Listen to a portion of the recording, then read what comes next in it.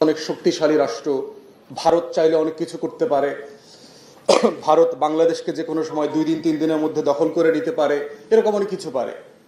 কিন্তু ভারত যে আসলে কি কি পারে না, তার দুর্বল জায়গাগুলো কোথায়, সেটা তার অস্তিত্বের লড়াই করছে।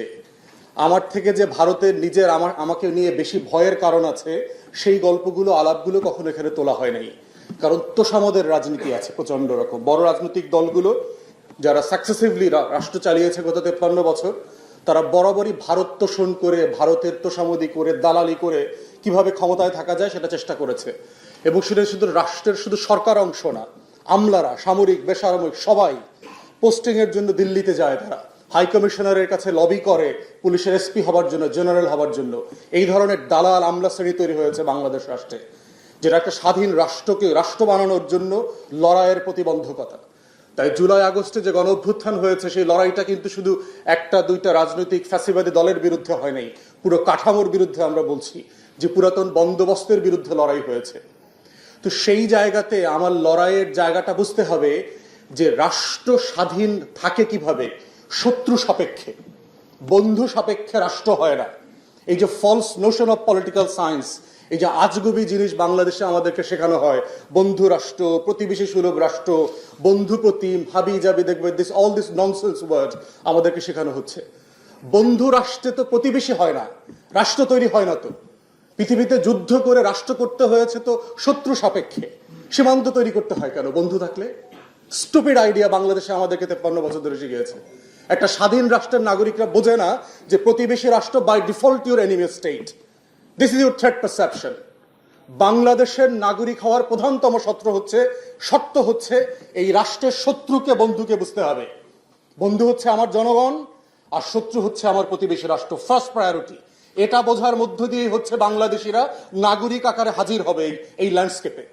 কিন্তু আমরা দেখবেন যে ভারত যে আমার শত্রু রাষ্ট্র, এই কথাটা বলতে মনে হচ্ছে অনেকের মানে ওই যে আজরাইল আসার আগে যেভাবে ঢেকুর উঠে যায় না, দম উঠে যায় না, এই ধরন কাপুরুষ মানে বেইমান গাদ্দার টাইপের একটা বলয় আছে বাংলাদেশের, আমলা থেকে শুরু করে political class, parties, politicians, everybody. মনে হচ্ছে দম ছুটে যাচ্ছে, ভারত মাতা আসছে, আমার আজরাইলের মতো আমার দম বের হয়ে যাবে। কিন্তু ভারত যে আসলে কি কি পারে না, তার দুর্বল জায়গাগুলো কোথায়, সেটা তার অস্তিত্বের লড়াই করছে।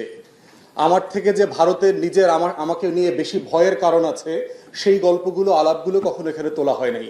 কারণ তোষামদের রাজনীতি আছে প্রচন্ড রকম। বড় রাজনৈতিক দলগুলো যারা সাকসেসিভলি রাষ্ট্র চালিয়েছে গত 53 বছর, তারা বরাবরই ভারত তোষণ করে, ভারতের তোষামদি করে, দালালি করে কিভাবে ক্ষমতায় থাকা যায় সেটা চেষ্টা করেছে।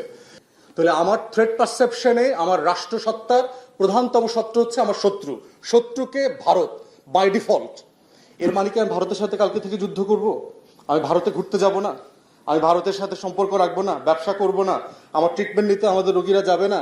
ওদের লোকরা এসে 30 লাখে 40 লাখে বৈধ অবৈধভাবে এদেশে কাজ করবে না? করবে, সব করব। কিন্তু কনসাসলি করতে হবে যে কে আমার বন্ধু, কে আমার শত্রু। আমার ফার্স্ট প্রায়োরিটি আমার থ্রেট পারসেপশন।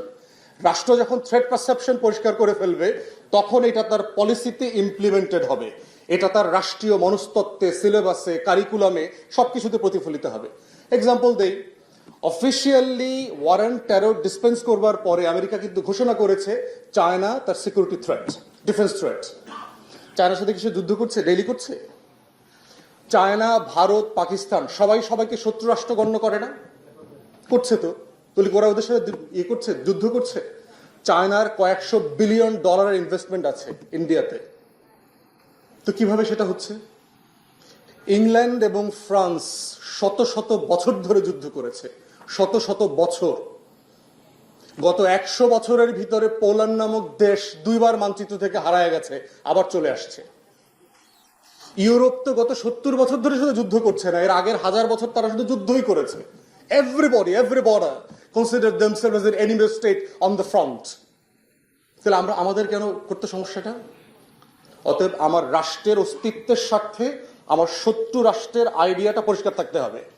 এরপরে আমি তার সাথে সব লেনদেন করব, বোঝাপড়া করব, তার সাথে আমি বাণিজ্য করব, চুক্তি করব, লাখে লাখে ঘুরতে যাব, ওরাও লাখে লাখে আমার এখানে ঘুরতে যাবে। আমরা সবাইকে ইলিশ মাছের সময় ইলিশ মাছ পাঠাবো, সে আমাকে ফেলানির লাশ পাঠাবে, ইয়াবা পাঠাবে, ফেন্সিডিল পাঠাবে, সব পাঠাবে। এর নাম হচ্ছে শত্রু বন্ধু রাষ্ট্র। এরপরে দেখেন থ্রেট পারসেপশনের প্রবলেম। ভারত কি আপনাকে বন্ধু রাষ্ট্র মনে করে? আপনি যে ফেনা তুলে ফেলছেন ভারতের তেল মারতে মারতে, ভারত আপনাকে কিভাবে দেখে?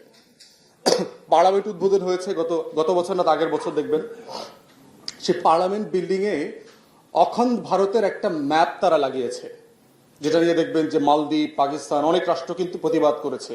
কিন্তু বাংলাদেশের এই অনির্বাচিত কুলাঙ্গার সরকারের তো যেহেতু দম উঠে গেছে, বিকৃত সরকার তো সেটা করতে পারে নাই। তো যে রাষ্ট্রটা তার কোনো প্রতিবেশী রাষ্ট্রকে স্বাধীন মনে করে না তার মনস্তত্ত্বে, আপনি যদি মনে মনে ভাবেনও যে আমি একদিন বাংলাদেশ রাষ্ট্রটা দখল করে নেব, আপনি কি সেটার মানচিত্রটা কৌশলগত কারণে কখনো পার্লামেন্ট বিল্ডিং এ টানাবেন? পৃথিবীতে যারা যুদ্ধ করে দেশ দখল করেছে তারা বলেছে কখনো?